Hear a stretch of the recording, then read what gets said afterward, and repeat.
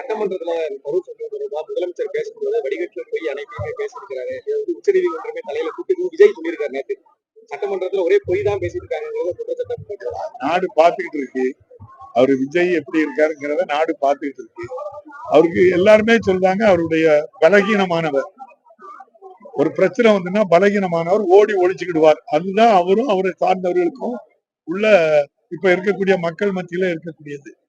அதனால அப்படி பலகீனமானவங்க தன்னை வீரண்ணி காட்டக்கு எதையா சொன்னா அதுக்கெல்லாம் பதில் சொல்லணுமா அவங்களுக்கு தேவையில்லையா? திமுகவுக்கு பிறகும் நேற்று வந்து கட்சி ஆரம்பிச்சவங்க வந்து திமுகவுக்கு எங்களுக்கு தான் போட்டின்னு சொல்லிட்டு இருந்தாங்க. எல்லாரும் அப்படித்தானே தாண்டி சொல்லணும். ஆளுங்கட்சியில இருக்கிறவங்களை பார்த்துதான் எல்லாருமே சொல்லணும். நிறைய பேரு சொல்றாங்க. எல்லா ஊடகங்கள்லயும் அதுதான் போடுறாங்க. எத்தனை நடிகர்கள் கட்சி ஆரம்பிச்சு என்ன நடந்துங்கிறத வரலாறு இருக்கு. அந்த வரலாறுல இப்ப இன்னைக்கு அந்த வரலாறு இன்னைக்கு முதல்ல ஆரம்பிச்சிருக்காரு. அதுல அந்த வரலாறுல இவரும் சேர்ந்துட்டு தானே.